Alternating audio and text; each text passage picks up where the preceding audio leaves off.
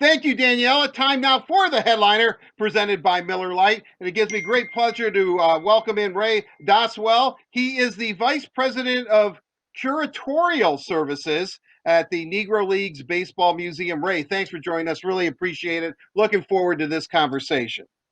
Glad to be here. Thank you. Now, I guess maybe an overview for fans that don't know.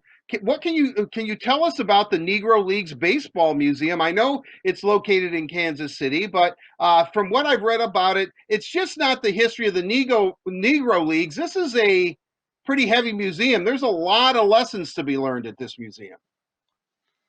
Well, we are located at 18th and Vine in Kansas City, Missouri, in the heart of the Jazz District here in Kansas City, where there was great jazz history and great cultural history for African Americans in Kansas City.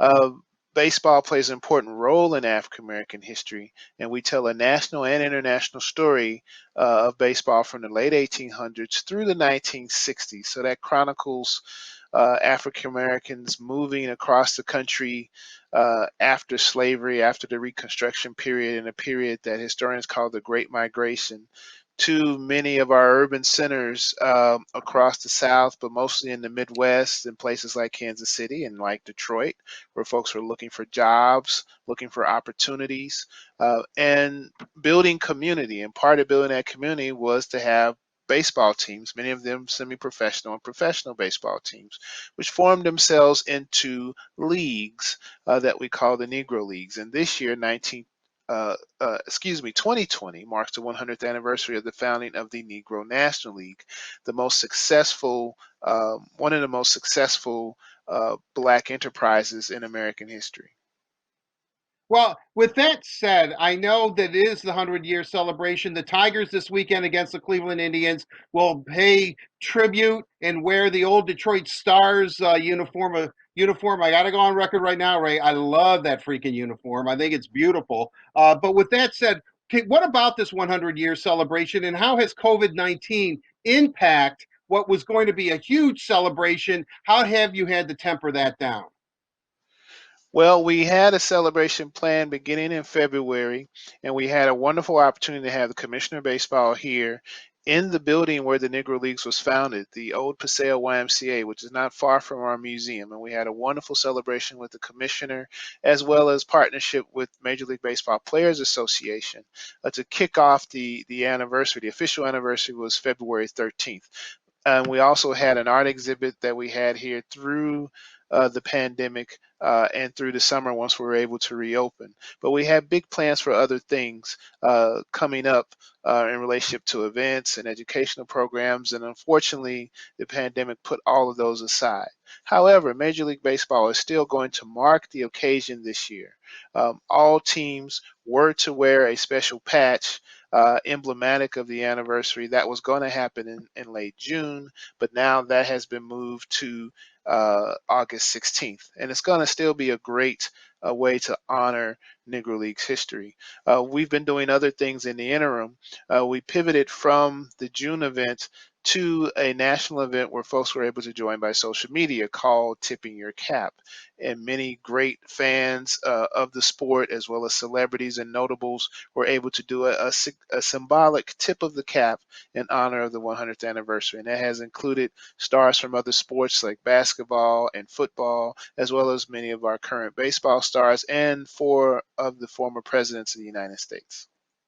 Wow, that's pretty impressive. I mean, obviously time marches on, and it sounds like it's going to be quite a celebration, even though COVID-19 has impacted it. Now, studying up on the Negro Leagues, and I'm guilty of this, and I know I told you off air when we were setting up that I was under the assumption that the Negro Leagues were about three teams: New York, Kansas City, Pittsburgh, and Satchel Paige, whom when I grew up was making the talk show circuit, very engaging man. But that is the biggest misconception, or at least correct me if I'm wrong, is that this was not a second rate league. These were thriving businesses, had their own fan base, and these were not a couple of stars like Satchel Paige or Josh Gibson, and then a bunch of also ran ball players. I mean, this was a legitimate baseball league that had a huge fan base.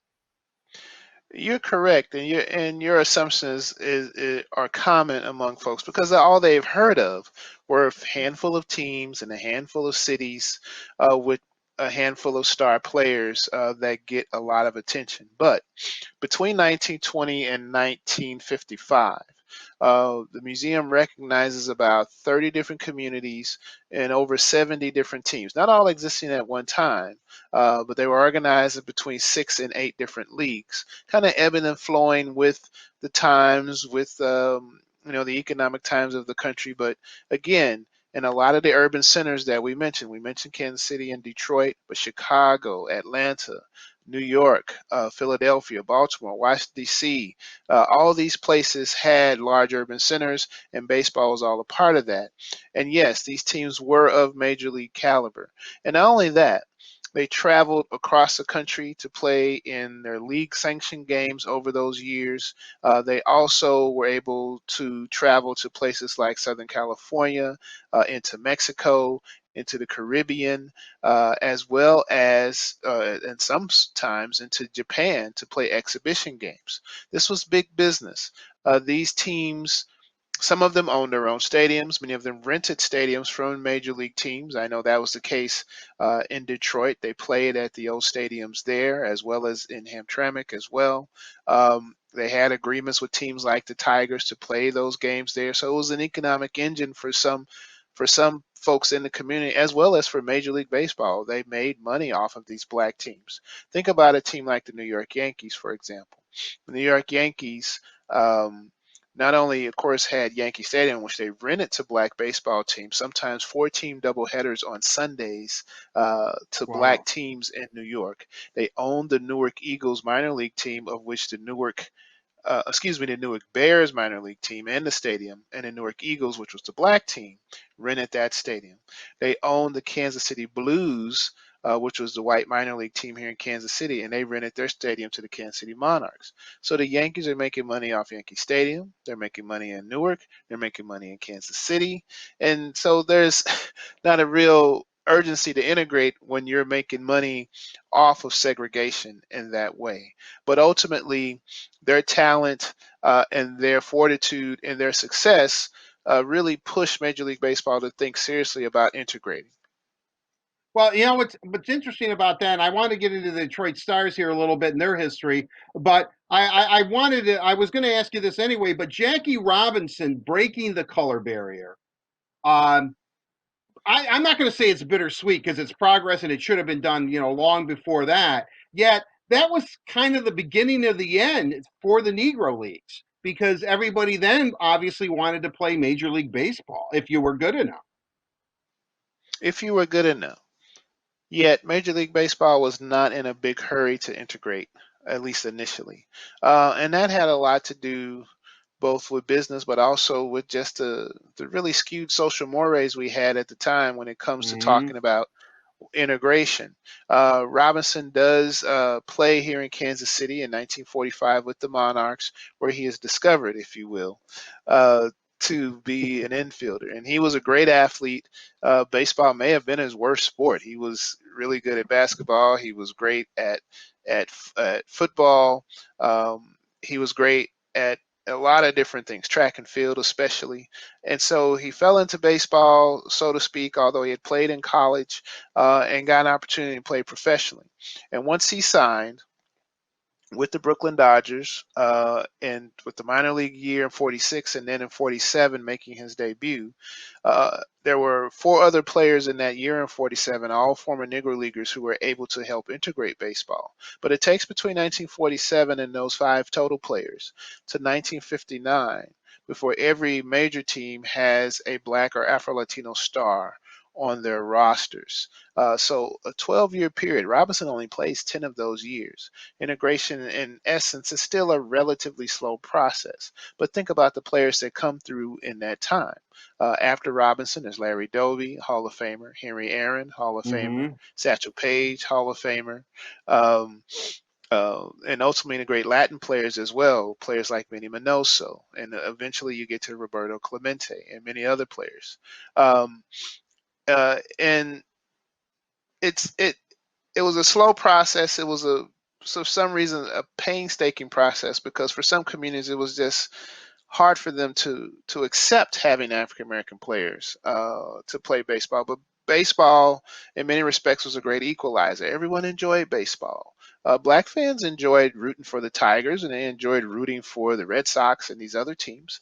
But to be able to have a black team in your community was really something of pride. And to be able to have a black player on the major league team was something that was really exciting for black fans. And in essence, those black fans also went to watch Jackie Robinson and the other black players on the major league teams, which ultimately was the end of the Negro Leagues. Without the fan support over time, that is what really caused their demise.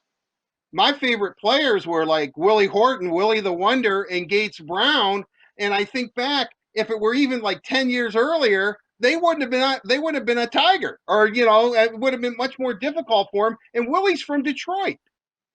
We credit Ozzie Virgil as being the first black player with the Detroit Tigers. And Ozzie didn't play in the Negro Leagues, but he came up in that era between 47 and 59. Um, but you're right. Soon afterwards, Willie Horton and the other players came up and really helped solidify that Tigers team. They were certainly influenced by the rich history that Detroit had in black baseball. The Stars, which was the Detroit team, was among the earliest teams, even as an organization predating the formation of the Negro National League, and having a good amount of success in that region, competing against teams from Chicago and other places, bringing great thrills of black baseball to the community. But your point about trying to imagine, especially some of those great teams of the 60s, without a player like Willie Horton or some of those other players being able to compete. Can you imagine them being successful without those players? Um, the teams that would come later in the 80s in Detroit that had success. Can you imagine them uh, without the great players that they had, like Whitaker and others? It's impossible to imagine that. Yet there was a time where that wasn't the case. And Detroit has a long, rich baseball history, which was only made better by the inclusion of the black and Latin players.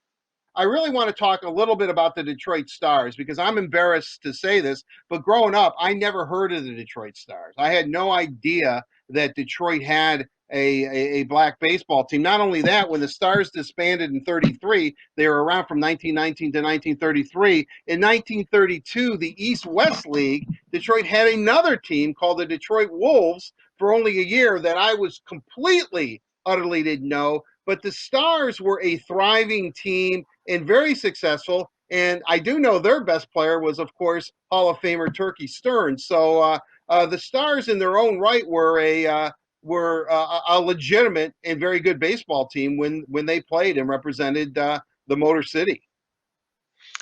And the Detroit Stars are considered among the founding teams in Negro League baseball. Really, Detroit has a very important part of this history, really covering the upper Midwest, competing against teams in places like Chicago and Dayton and Milwaukee for a little while as well.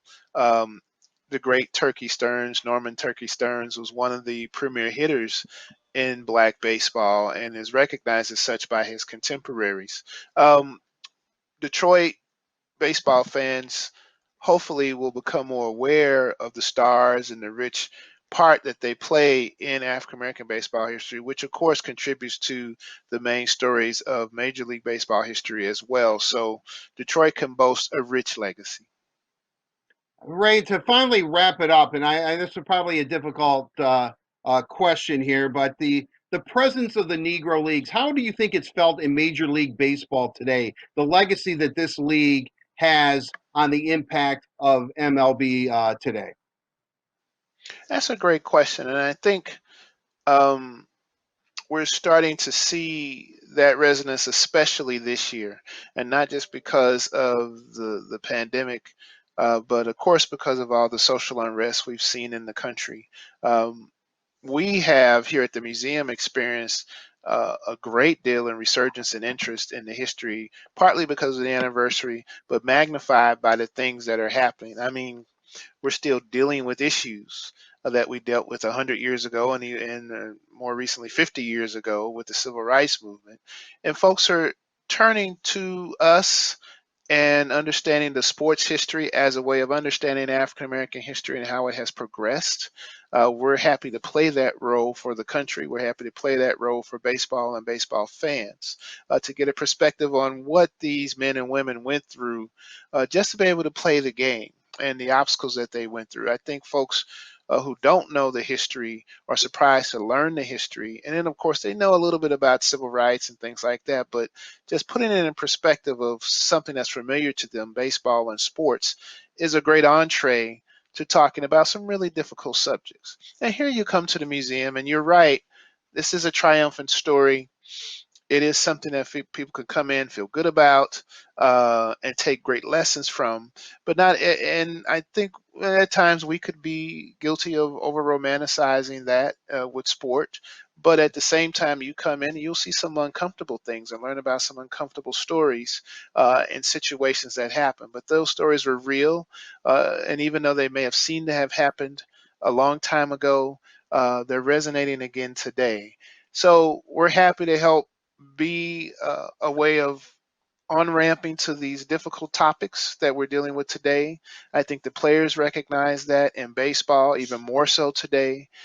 We have very few African American players in the game right now, but their voices are being heard now, and their teammates are listening to what's happening from a social standpoint.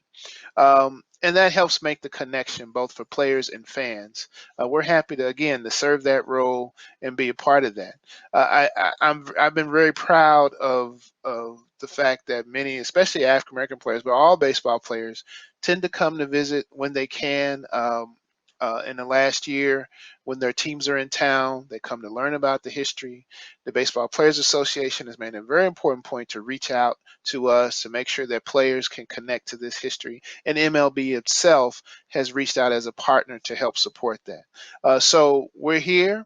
When we're able to all get together more, we want folks to come down and see us at the museum. Detroit fans have been among the great fans that come to visit us here in Kansas City. And we are open now, and we hope that fans will be allowed back soon so that folks can come back to Kansas City and see the museum. Yo, Ray, thank you very, very much for joining us. I could go on and on, as I said, but I won't. But, uh, I really enjoyed this conversation. We're going to have you on again. And you just take care of yourself. Stay safe. And we will talk very, very soon. Thank you very much. Thank you very much. All right, that will do it. That is Ray Doswell, the Vice President of Curatorial Services of the Negro Leagues Baseball Museum. And that has been the headliner, brought to you by Miller Lite, the original light beer with great taste and only 96 calories. It is available for delivery as well, and we know it is delicious. Daniela, back to you.